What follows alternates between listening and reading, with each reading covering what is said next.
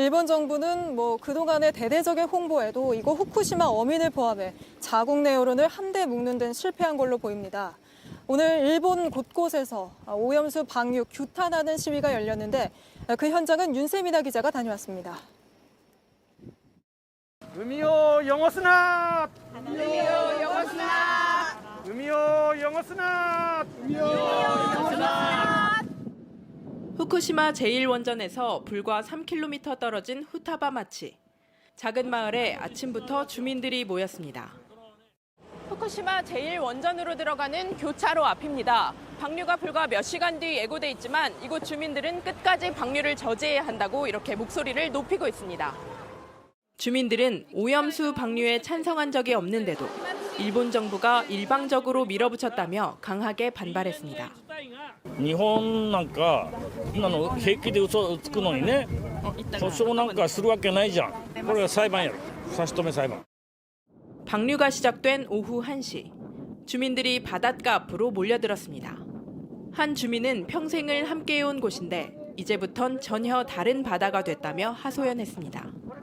そういう意味では今日をもってまた新たな戦いになりますね. 주민들은 집단 행동도 불사하겠다는 입장입니다.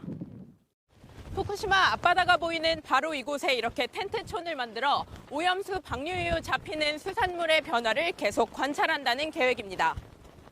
대지진과 원전 폭발로 큰 피해를 입은 후쿠시마 주민들은 오염수 방류로 또다시 불만이 커지고 있습니다. 네, 후쿠시마 현장에서 함께 취재하고 있는 윤세민아 기자도 제 옆에 나와 있습니다. 사실 윤 기자 같은 경우에는 후쿠시마를 벌써 3번째 취재하고 있잖아요. 근데 조금 전에 김연애 특파원이 또 나와서 얘기를 했지만 이 후쿠시마 주민들 원망을 굉장히 많이 하고 있다. 사실 12년이 지났는데도 특별히 이렇게 그 원망이나 분노가 가라앉지 않는 특별한 이유가 또 있다고요.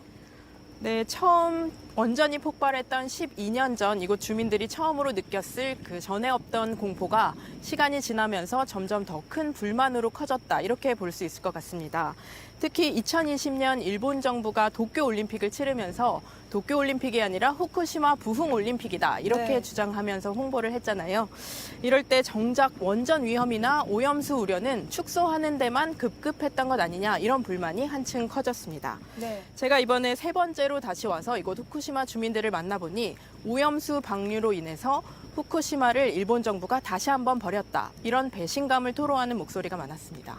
네, 그런데 문제는 그런 불만이나 그런 게 일본 내부, 후쿠시마의 문제가 아니라 다른 나라들도 그렇다는 거 아닙니까?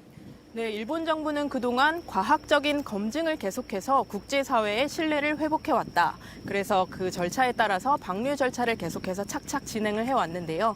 이건 마치 일본 정부가 대부분의 국가의 호응을 얻은 것처럼 주장을 해왔는데 마침 오늘 일본 지지통신도 일본 외무성의 한 관계자를 인용해서 한국이 방류에 긍정적으로 말해준 게 방류의 도움이 굉장히 컸다. 이렇게 말했다는 보도가 있었습니다.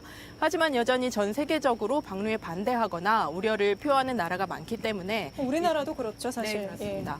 그래서 일본이 자신들에게 유리한 정보만 취사 선택하는 게 아니냐 이런 비판도 큽니다.